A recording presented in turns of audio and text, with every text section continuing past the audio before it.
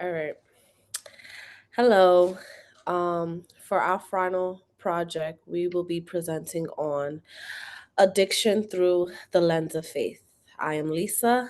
We have Jeff? Jeff, and we also have Anne.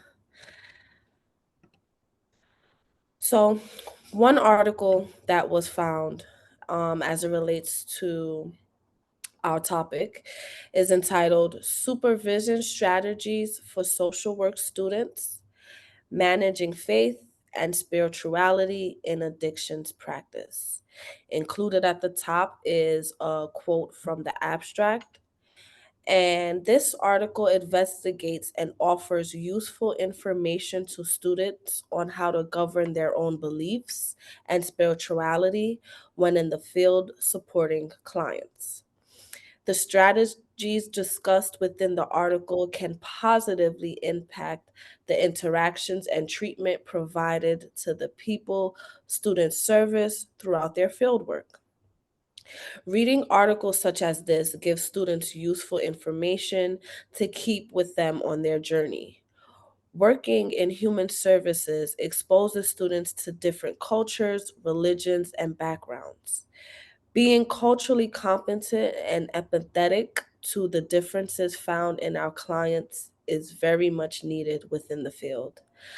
As you know, students who are either just finishing up our first year of intern or entering our second year or finishing our second year of intern, I feel like this article is very, very useful because we have our own beliefs, our own practices, our own things that we live by in life, and we should not impose or enforce those beliefs or any of our clients. So being aware of differences and being open and empathetic to all the differences we may encounter is important, and reading articles such as this that give useful advice on how to manage this is very, very useful. Social problems, bias, injustice, inequality, and addiction stigma. Unfortunately, despite how far we've come in the field of addictions, and there is still a lot of negative stereotypes and stigma that go along with addiction. Those negative stereotypes and stigmas that people feel who suffer from a substance use disorder can actually keep them from being willing to seek treatment. And that makes just living their day-to-day lives even more complicated. Um, and this creates a ripple effect. So social effects that it can have is with housing instability, criminal behaviors, unemployment, dependence on the government support. Continued stigma around substance use disorder come from a lot of old and inaccurate misunderstandings or fear. So people view addiction in many cases as something a person has a control over. And then that can cause the stigma that makes it impossible for a person to feel like they can fit into society. Um, and it makes it difficult for them to feel comfortable reaching out to for treatment, and especially depending on what community they live in, that can complicate things even more. Negative stereotypes can cause others to feel pity towards them, fear, or even anger, which again makes it very difficult for them to feel like they can fit into the community, look for housing, find a job, and then that causes the other um, ripple of effects. Um,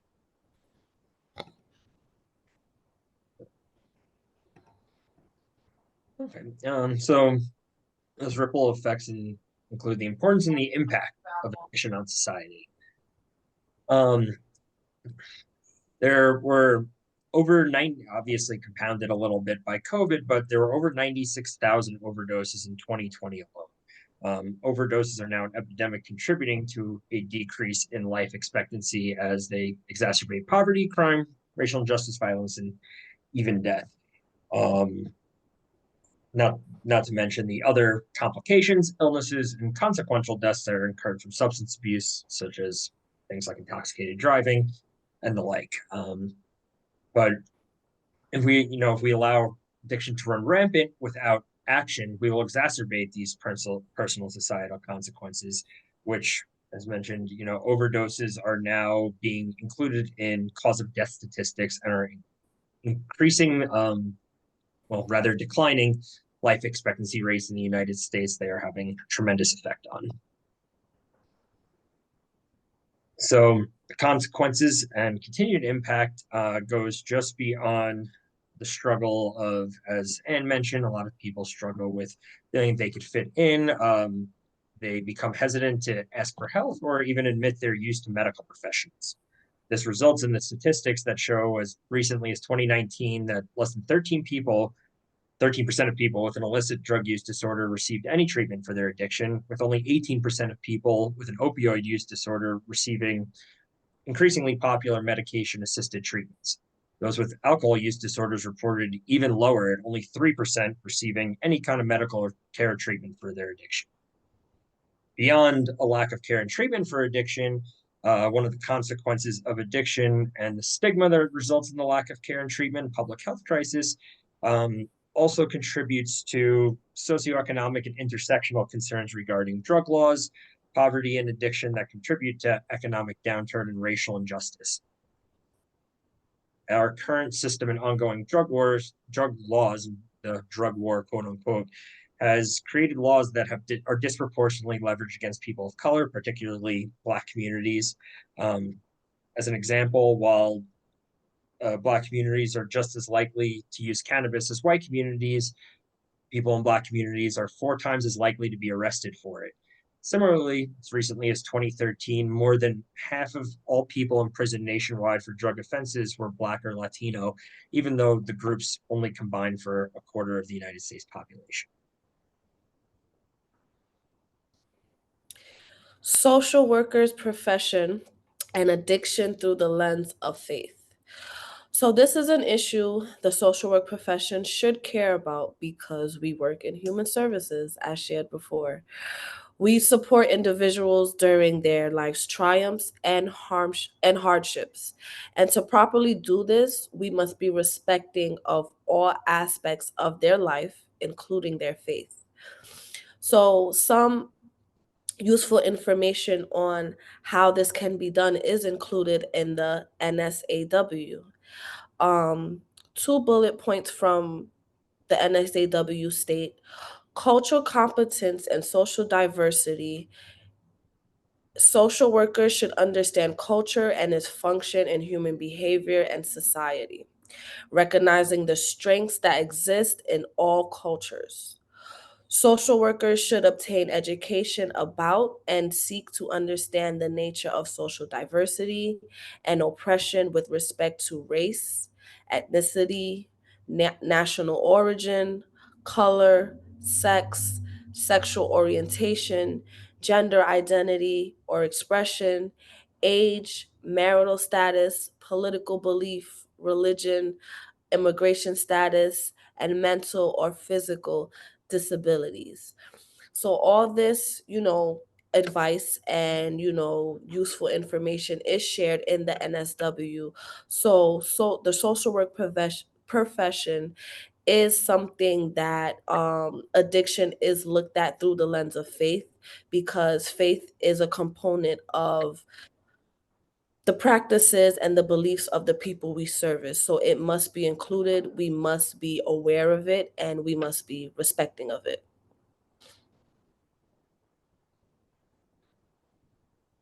Addiction and the Lonely Man of Faith. As we've been studying throughout this course, and we're introduced very early on to Adam 1 and Adam 2. Adam 1 typology being the person that seeks dominance, the person that wants to succeed, that is chasing the next goal in life, that wants their kids to be at the top of their education, and they're always looking very base success on their own personal achievements. Where the Adam 2 typology, of course, feels more like they have that existential loneliness where their connection is to faith, to God, the spirituality. So when we think of that through the lens of addiction, um, there are some people that can succeed even through addiction, and that the drug use can actually help them succeed through life. For the functional alcoholic who manages to still go and take that next step, um, but then has those feelings of guilt, it takes a deep toll on their interpersonal self. Or for the person who wants a spiritual but can't quite connect there because of their addiction and their usage. And both of these just can leave the person feeling this overwhelming imbalance. They want to succeed, they want to have more, they want to take the next steps in life, or they want to feel different connections. But because of the addiction, they're not able to. And that can just leave that intense loneliness. So, and it can make living their life or taking next steps to succeed in life um, even impossible, because then they start identifying with that nature. And then even the CDC refers to addiction as a health risk and the consequence of social isolation and loneliness. So as we all know that with any addiction, that can, even if you are a functional, somebody who is able to function and still go through, there's still a wedge that addiction causes with your family, within the community, within even your occupation. And then for those who that is not and are the Adam 2 typology, it can leave that wedge with your spiritual self, feeling that you're a failure, feeling that you can't connect because your addiction takes over that. So moving on, there will never be a time, I believe, where we should not be showing activism for people with substance use disorders. We've come a tremendous way in how we view somebody with a substance use disorder, and even how we classify that person, and how we look at them. But that does not mean that society has changed the way they view it. And it does not mean that the stigmas still aren't there, where people fear their addictions. So what can we do? Certain things are community outreach, social justice campaigns, social media campaigns, and public education forums. Public education and town halls to influence policy and bring awareness. Visit treatment centers and community centers to forge relationships, remove barriers, and increase accessibility. And just hit the streets. So my husband actually is a director of a medication administration treatment facility.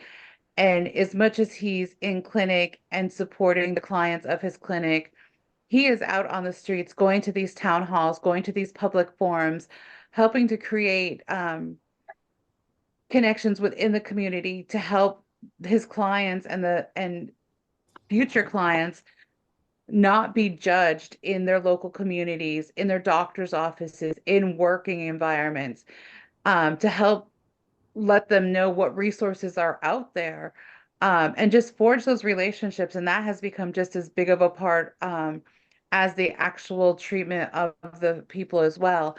Um, so, um, education, people struggle in how they view addiction. Medication assisted treatment is something that is harm reduction. And so many people out there still see that as a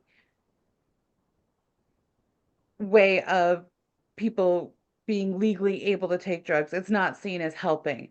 And I've even seen plenty of times where people have said, well, why can people get medicine for substance use disorders, but they can't get their diabetes medicine? And there's just a lot of animosity and hate for that. And that makes getting treatment even more difficult, or people being ashamed of getting treatment. When we look at that in the role of like the Adam 1 typology or spirituality, these people are feeling alone. They feel like they cannot connect. They feel like they're a bad person. Instead of seeing themselves as what they could be, they see themselves identifying as their addiction. And that makes moving forward very hard. So all of these factors, the advocacy, the education, helping the community to see them in a different light, can pull them out of only seeing themselves as an addict or somebody with an addiction problem, and seeing themselves as an active member of society, and helping them move forward. And all of these supports, education, community outreach, are a way to move these people past that and past that stigma, and find a new identity for themselves so they can find their life again. Go, Mr. Ann. Um, so how we as social workers should respond to the crisis of addiction, as Ann mentioned, harm reduction through service advocacy and social justice initiatives is just really paramount to addressing the crisis of addiction. Being able to foster outreach programs, hit the streets, hit town halls. And then on the flip side, as we work as social workers, either independently or as agencies, make sure that we create safe spaces for people, while also looking to change community perspectives and policy on that macro level. Kicking back to what Lisa was talking about regarding the code of ethics. Additionally, the code of ethics places value and emphasis on service and social justice. So we should be embracing all people to provide them the services that meet them where they're at. We also said while we serve these social justice objectives that ensure that marginalized groups are receiving attention and advocacy as we work on the macro level to make policy changes that will see that happen real life. And the code of ethics likewise values the importance of human relationships, as Anne was saying, and in reference to the Adam typologies and the lack of connection and the lack of feeling like someone's a member of society. They're an active member of society. They may not have too many connections, and they may be leaning into these lack of connections. But as social workers, as professionals, we are often the link between a lot of our clients and society. And if we can show them their importance as human beings, and we can show them that we value our relationships with them, a lot of these people who have been ostracized and lost supports, they'll start becoming a little bit more engaged. And when we meet them where they're at, we treat them with the dignity and respect they deserve, there's a better chance of engaging in services, getting treatment, getting help, and fostering those connections. So in addition to social worker perspective and what like someone like Anne's husband does, running a medication assisted treatment facility, spiritual recovery, focus on faith here, is also often used to overcome, particularly when medication assisted treatment or other social work services are just not effective. Some of the bigger spiritual recovery movements that a lot of us know tend to be programs like AA, Alcoholics Anonymous, or NA, Narcotics Anonymous, that focus on higher powers as part of treatment. I found in cool old thing for this slide, old picture, probably 60, 70 years old, showing an old AA meeting, but for the, or for the grace of God. And research has showed that those who are involved in 12-step and substance abuse programs that approach addiction from a spiritual and personal perspective instead of a medical or scientific one, they've reported positive outcomes to spirituality, using spirituality and religion. There's actually an inverse relationship. Those who are involved in those programs but don't lean into the faith aspect are not nearly as successful. While addiction obviously has a scientific basis, resolution of spiritual issues is often considered an important part to recovery from addiction. Addressing questions like loss of sense of purpose, loss of connection, moral and spiritual qualms regarding substance use itself, loss of will, and the loss of social supports. As well as, kicking back to Maslow's hierarchy of needs, a lot of folks see the loss of varying needs, and answering these spiritual questions and solving some of these spiritual problems can help them find their way back to a place where they can receive those benefits. So one last article that, we were able to include in our presentation is entitled "The Role of Muslim Faith-Based Programs in Transforming the Lives of People Suffering with Mental Health and Addiction Problems." So this article conducts a study that specifically looks at the Muslim religion and participants who are either suffering with mental health or addiction problems or possibly both. So, this article conducts a study that investigates Muslim belief programs and those enduring addiction and mental health. The study is set to show how harm reduction slash prevention programs supports those seeking treatment with a Muslim faith system. It is intriguing to read such an article and get an understanding of a different belief system. These programs support believers in dismantling the stigmas and stereotypes around mental health. So, unfortunately, there is some stigmas and stereotypes associated with mental health and addiction within the Muslim community. So, this study was conducted to try to find the reasonings behind that and try to overcome those reasonings and try to provide services to those in need within the Muslim community because services are needed. And you know, based on one's religion, based on one's culture, and based on one's background, there is some ideas and some assumptions that are formed about needing mental health and having an addiction. And within this field as social workers, we are here to work on dismantling that and work on advocating and work on letting people of all backgrounds and cultures and religions that, you know, it isn't something to be ashamed of, it isn't something to be scared of, and it is something that you can live with and have a prosperous and successful life.